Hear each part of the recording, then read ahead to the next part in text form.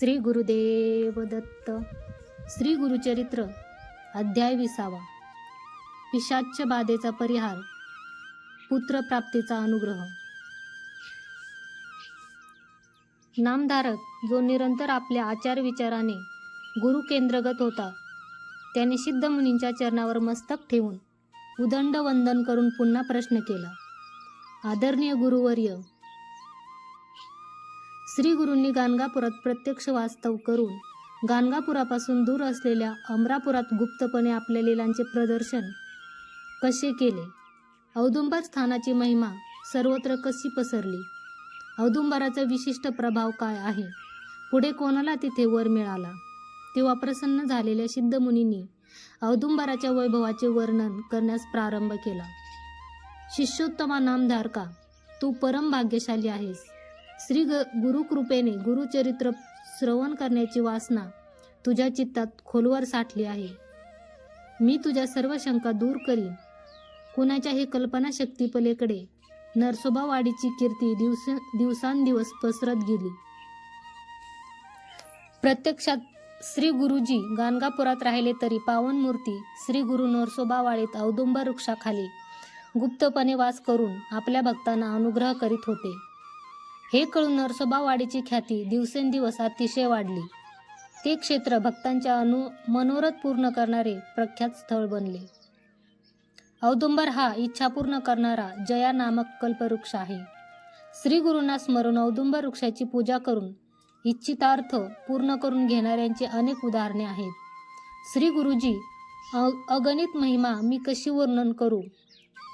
ह्याला प्रमाण म्हणून एक दृष्टांत सांगतो, ते तू निर्मळ चित्ताने ऐक. औदुंबर क्षेत्राजवळच शिरोळ गावी वेदशास्त्र संपन्न गंगाधर नामक एक सद्ब्राह्मण आपल्या साध्वी सद्गुण संपन्न शांत स्वभावाच्या पत्नीसोबत सुख संतोषाने राहत असे. त्या दाम्पत्याला 5 मुले झाली तरी एकही मूल वाचले नाही.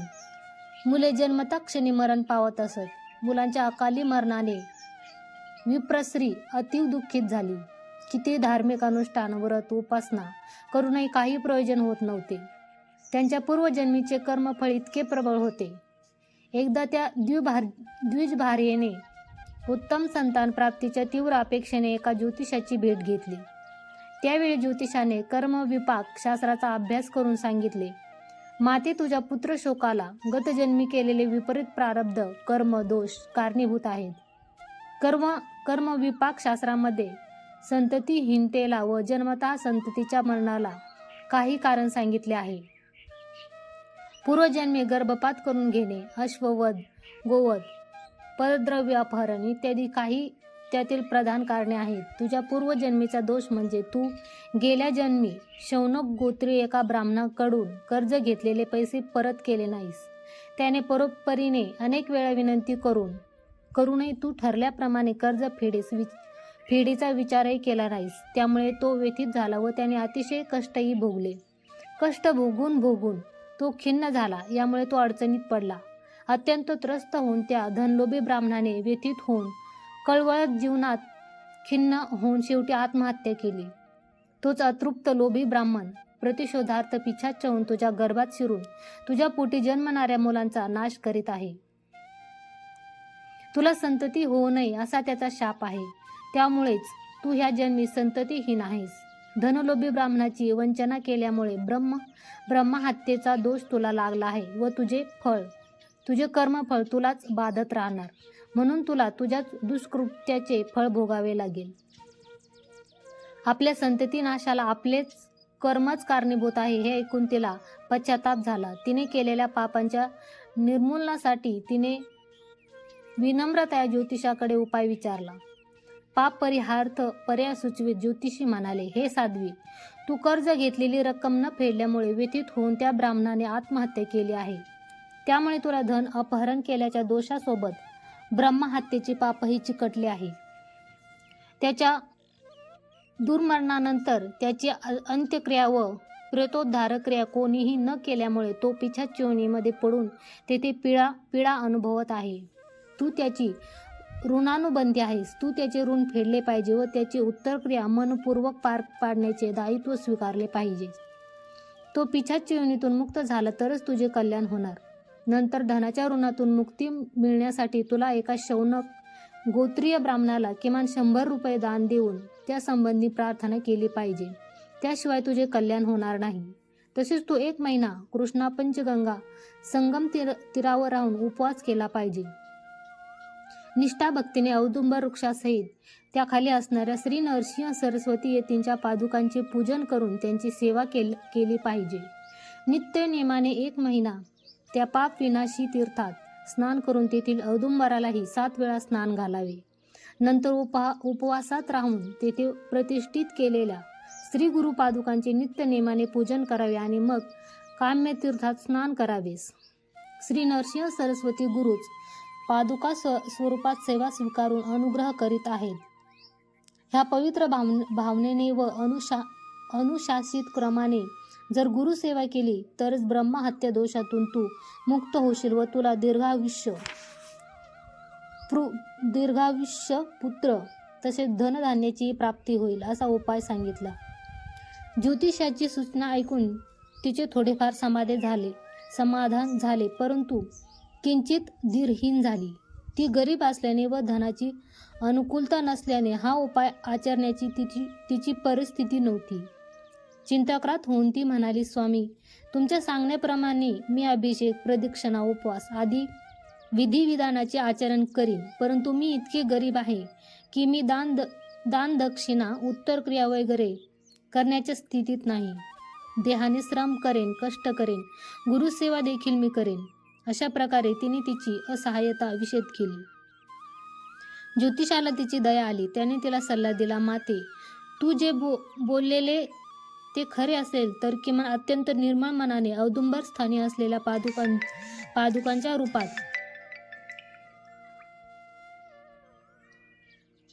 पादुकांच्या रूपात तिथे वास करून असलेल्या श्री गुरूंची त्रिकरणपूर्वक अत्यंत निष्ठेने 1 महिना सेवा कर.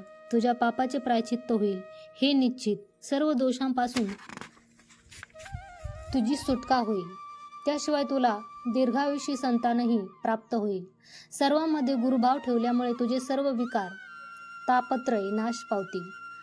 गुरुप्रती भक्तीचा मनपूर्वक केलेला सराव सर्वात प्रभावशाली आहे, जे एखाद्याला या सांसारिक जगातून तारण्यास आणि ध्येयाप्रत नेण्यास समर्थ आहे. गुरुभक्तीमुळे आत्म्यात विनूतन स्वशक्ती साध्यता जागृत होते. श्री गुरूंची सेवा व भक्ती एकनिष्ठेने कर आणि तुझे जीवन सार्थक करून घे. ते चिंतामण्यांचा समूह आहेत. तुला निश्चितपणे गुरूंचा सुक्त आदेश होणार. तेच तुला सूचना देणार. त्यांच्या सूचनेप्रमाणे तू धार्मिक कृत्याला धनविनियोग कर. ज्योतिषांची ही सूचना तिला उचित वाटली. ते ऐकून तिला समाधान झाले. नंतर ती विप्रस्त्री आत्मविश्वासाने व प्रसन्न चित्ताने कृष्णा पंचगंगा तीरी वसलेल्या संगमावर सत्वर निघाली व ज्योतिषाने दिलेल्या सूचनेनुसार तीर्थस्नान, उपवास आदी धार्मिक विधिविधान करण्यास मग्न झाली. पण 3ऱ्या दिवशी तिच्या स्वप्नात तो पिशाच ब्राह्मण येऊन त्याचे धन परत द्यावयाची विनवणी करतो. धन परत न दिल्यास तिथेच प्राण हिरावून घेण्याची, वंशाचा नाश करण्याची व तिच्या सर्व धार्मिक अनुष्ठानात खोडा घालून विफल करण्याची तो धमकी देतो व तिचा निरंतर छळ करीन असे सांगून तो कोपाविष्ट होऊन मारायला सिद्ध होतो. नंतर ती स्वप्नातच भयभीत होऊन गुरुस्मरण करत करत संरक्षणार्थ औदुंबर वृक्षासमीप धावली. तेव्हा वृक्षाच्या पृष्ठभागी श्री गुरूंनी तिला दर्शन दिले व तिला रक्षणाचे अभय दिले आणि त्या पिशाच्य ब्राह्मणाला थांबवले. त्या द्विजभार्येला त्रास देण्याचे कारण त्याला विचारताच तो विनम्रतेने म्हणाला, हे स्वामी, तिने गतजन्मी कर्ज न फेडता माझा आज विश्वासघात केला आहे. हीच माझ्या आत्महत्येला कारण आहे. हिने कर्ज फेडल्याशिवाय मी तिला सोडणार नाही. स्वामी, आपण तर धर्मात्मा आहात. निष्पक्ष राहून आपण मला न्याय मिळवून द्यावा. मी दिलेले कर्ज फिटावे एवढेच माझे मागणे आहे. मला तिच्याकडून हीच अपेक्षा आहे, अन्य काही नाही. तेव्हा श्री गुरुनाथ संतप्त स्वरात त्या पिशाच्याला म्हणाले, अरे ब्राह्मणा, आम्ही शरणागतांचे रक्षक आहोत. हिने आमच्याकडे आश्रय घेतला आहे. साहजिकच हिचे रक्षण करणे आमचा धर्म आहे. संतान प्राप्तीच्या आकांक्षेने ती आम्हाला शरण आली आहे. तू यापुढे तिला त्रास द्यायचा नाहीस. जर तू तिला छळलेस तर तुला आम्ही निश्चित दंड देऊ. आमच्या सूचनाचा आदर करून योग्य प्रकारे वर्तन केलेस तर तुझे पिशाचत्व संपेल व तुला सद्गती मिळेल.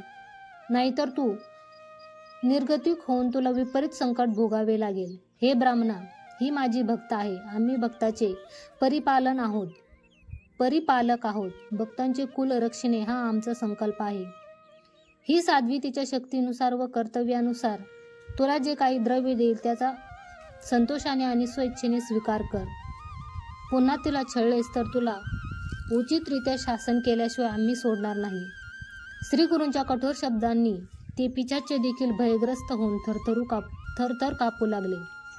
तेव्हा त्याने श्री गुरूंना भक्तिपूर्वक वंदन केले व आश्वासन दिले, हे धर्मपालक हो, आज मी खरोखर भाग्यवान आहे की मला आपले दर्शन लाभले. आपल्या दर्शनाने मी धन्य झालो. मी निश्चितच आपल्या आदेशाचे पालन करीन. तुम्ही करुणामय व शुद्धात्मा आहात. अज्ञानाने त्रस्त असलेल्या मला कळले नाही की आपण साक्षात नारायण मूर्तीच आहात. तुमच्या अधीन होऊन तुमच्या इच्छेप्रमाणे वागणे हा माझा परम धर्म होय, कारण माझे परम कल्याण त्यातच आहे. गुरुवचन पालन केल्याने ब्रह्मपद सुद्धा मिळते. तुमच्या आज्ञेचे मी अवश्य पालन करीन. कृपया पिशाच्य योनीतून मला मुक्त करा व मला सद्गती मिळेल असा अनुग्रह द्या. त्यावर श्री गुरुजी प्रसन्न होऊन म्हणाले, हे ब्राह्मणा, तुझ्या उद्धारासाठी व पिशाच्य योनीतून मुक्त करण्यासाठी हीच श्री श्रद्धेने तुझी उत्तर क्रिया करेल. विधीपूर्वक तुझी उत्तर क्रिया झाल्यावर 10व्या दिवशी तुला सद्गती प्राप्त होईल व तुला मोक्ष मिळेल.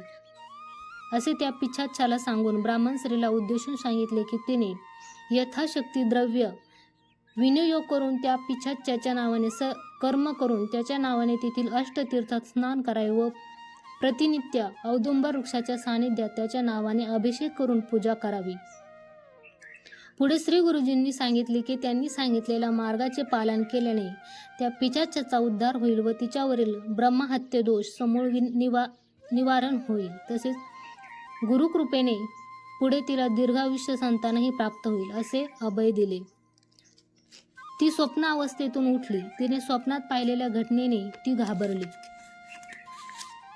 आणि आश्चर्यचकित झाली. नंतर त्या ज्ञानी स्त्रीने गुरुवचनाचे पालन केले व उत्तर क्रिया वगैरे अत्यंत श्रद्धापूर्वक पार पाडली. त्या ब्राह्मणाला पिशाच्य योनीतून सुटका मिळाली व त्याला सद्गती प्राप्त झाली आणि ब्रह्महत्या दोषातून तिचीही सुटका झाली. पुढे तिला श्री गुरूंनी स्वप्नात येऊन दृष्टांत दिला की लवकरच वेदशास्त्र तसेच ज्ञानसंपन्न असे पुत्र तिच्या पोटी जन्माला येतील. तिच्या ओटीतून 2 फळे टाकून तिने नित्य गुरुपादुका आराधना प्रचलित ठेवावी व भक्तिपूर्वक संतर्पण सेवा करत राहावी अशी आज्ञा केली. पतीसोबत तिने श्री गुरूंच्या आदेशाचे व्यवस्थित पालन केले. भविष्यकाळात तिला सद्गुरूंच्या अनुग्रहाने 2 पुत्र प्राप्त झाले. पुत्र जन्मले. कालांतराने ज्येष्ठ पुत्राचा उपनयन संस्कार विधिवत केला. पण दुसऱ्या पुत्राच्या बाबतीत 3ऱ्या वर्षी चौलकर्म करावे असा निर्धार केला असता आदल्या दिवशीच त्या मुलाला प्रबळ व्याधीने घेरले. त्याचे अंगांग सुजले. असा हा व्याधिग्रस्त मुलगा 3ऱ्या दिवशी सूर्यास्तासमयी मरण पावला. मुलाच्या वियोगाने वेदना तिला सहन झाली नाही. तिला आपले सर्व अकाली मरण पावलेल्या पुत्राची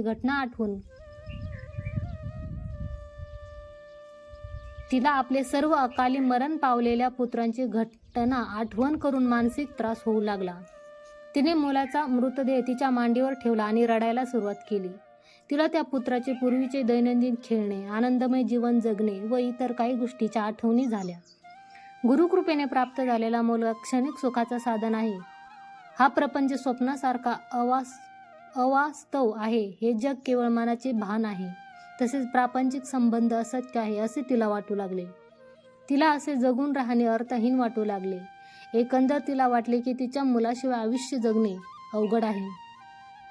पुत्राचा विरह मातेला सहन झाला नाही. ती अत्यंत शोकग्रस्त झाली. आप्तेष्ट शेजारी लोक उपदेश करू लागले, हे माते, मरण अंतिम सत्य आहे. जन्मलेला एक दिवस मरतोच, येतानाच तो आपले आयुष्य घेऊन येतो. केवळ काळच चिरंजीव आहे. अवतारी लोकांचे आयुष्य देखील चिरकाल नसते. हा सर्व विधीचा खेळ आहे. ती क्षणार्धात सर्व काही घेऊन जाते. नीती अपरिवर्तनीय आहे, ती कोणालाही बदलता येत नाही. दुःखित मातेला त्यांच्या उपदेशाने व तत्वज्ञानाने समाधान व सांत्वन झाले नाही. याउलट ती आणखीन उद्वेग करीत मनात विचार करू लागली. औदुंबरवासी श्री नरसिंह सरस्वतींच्या आशीर्वादाने लाभलेला पुत्र अकाली मरण पावणे शक्य नाही. गुरुवचन मिथ्या कसे बरे होईल?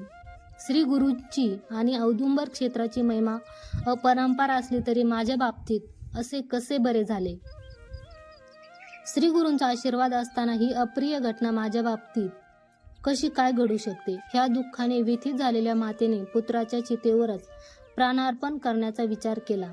तिथे उपस्थित असलेल्या साऱ्यांनी नाना प्रकारे समजावून सांगूनही तिच्या स्मृतीपटनात केवळ गुरूंचे आश्वासनात्मक वचन आठवत होते.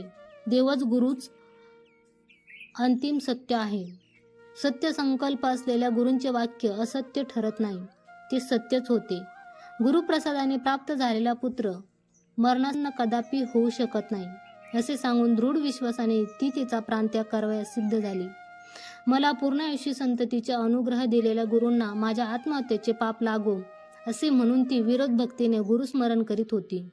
शेवटी प्रेत दहनाच्या चितेवर चढून प्राणत्याग करण्यास सज्ज असताना ती म्हणाली, हे गुरुराया, आपले वचन मी कामधेनू समान समजून विश्वासपूर्वक ते स्वीकारले होते. गुरूंवर भरवसा ठेवणाऱ्याचा हात गुरु कदापि सोडत नाही असा माझा ठाम विश्वास होता. पण मी गुरुवचनावर ठेवलेला भरवसा खोटा ठरला. गुरुवाक्य सत्य झाले नाही. माझ्या आपत्तीत तुम्हाला काय संतोष? भक्तांकडून सेवा स्वीकारून त्यांचा उद्धार करणाऱ्या हे जगदुद्धारा, माझ्या लेकराच्या अकाल मरणाने तुम्हाला काय प्रयोजन झाले? मी कोणता अपराध केला? माझा गुन्हा तरी काय? कोणत्या कारणास्तव आपण मला दंड देत आहात? यापुढे कोणत्या आधारावर भक्तांनी गुरुस्थानी विश्वास ठेवावा? तुमचे भजन करणाऱ्या भक्तांना तुम्ही कोणते आश्वासन देतात? ह्या घटनेमुळे तुमच्या कीर्तीला कलंक निश्चितच येणार. तुम्ही विश्वासघातकी आहात अशी अपकीर्ती सर्वत्र पसरणार. ब्रह्मापिशाच बाधेतून मुक्त करून तुम्ही पुत्र संततीचा उपकार केलात, परंतु तदनंतर हरण करण्यास कारण तरी काय? आपल्या प्राणासमान पुत्राचे रक्षण गुरूंनी केले नाही, ह्या व्यथेने ती रात्रभर शोक करीत राहिली. दुसऱ्या दिवशी सूर्योदय होऊनही मृत पुत्राचा शवसंस्कार झाला नव्हता. तेव्हा काही गण्य ब्राह्मणांनी तिला संबोधले, हे साध्वी, मूर्खतेने हठयोग धरून स्वतःला व्यर्थ दुःख देऊ नको. विधिलिखित ब्राह्मणाला ही चुकत नाही. समय सर्व काही गिळून टाकते, ते सत्य प्रकाशित करते. सर्वस्व काल नियमाप्रमाणे प्रचलित असते. न सुटणाऱ्या समस्येविषयी दुःख करून काय उपयोग होत नाही. तू आता शीघ्र प्रेत संस्कार पूर्ण करण्यासाठी नदी किनारे जाण्यास सज्ज हो. विप्रवर्याचे हितवचन ऐकून सांत्वन व्हायचे सोडून ती अजून उद्विग्न झाली व मृतपुत्राच्या शवाला आलिंगन देऊन रडू लागली. तिथे जमलेल्या लोकांनी तिला अशा अनाठायी कृतीपासून दूर राहण्याचा सल्ला दिला. तसे करणे योग्य नाही व आत्महत्या महादोषकारक आहे असे नाना परीने हितोपदेश केला. परंतु प्रेत दहन करायचे असेल तर त्याच्यासोबत आपले सुद्धा दहन करा असे म्हणून ती प्रेताला घट्ट धरून बसली. तिच्या कंटाळवाण्या स्वभावामुळे दहनक्रियेला आलेल्या पुष्कळ ब्राह्मणांना दुःख झाले व ते दूषणे देऊ लागले. प्रेतासह प्राणत्याग करणे धर्मसंमत नाही. आत्महत्या महादोषकारक आहे व हठयोग सोडून लोकांच्या हितोपदेशाप्रमाणे वर्तन कर असे त्या ब्राह्मणांनी सांगितले. त्यांच्या अनेक प्रयत्नांनीही तिने पुत्राच्या अंत्यक्रियेसाठी शव दिले नाही. त्यांचा कितीही सात्विक सल्ला तिला प्राणत्याग करण्याच्या निर्णयापासून परावृत्त करू शकला नाही. तिच्या मनधरणीत किंचितही परिवर्तन घडले नाही. अंततः तिने प्रेतसंस्कारास अवकाश दिला नाही. काही ग्रामस्थ तिच्या हठयोगामुळे नाराज होऊन स्वगृही परतले. मध्यरात्र झाली तरीही प्रेतसंस्कारासाठी तिने अनुमती दिली नाही. हितचिंतकाच्या उपकारक सल्ल्याकडे तिने लक्ष दिले नाही. तेवढ्या तिथे एक तरुण ब्रह्मचारी आला व तिला आत्मज्ञानाचा बोध करू लागला. वास्तवात ते अन्य कुणी नसून परात्पर गुरु श्री नरसिंह सरस्वती होते. ते एका तरुण ब्राह्मणाच्या वेशात आले होते असे हे श्री गुरुचरित्राचे आख्यान नामधारकाने सिद्धमुनींना श्रवण केले. इथे परम कल्याणकारी श्री गुरुचरित्राचा 20वा अध्याय संपन्न होतो. श्री गुरुदेव दत्त. श्री गुरु दत्तात्रयार्पणमस्तु.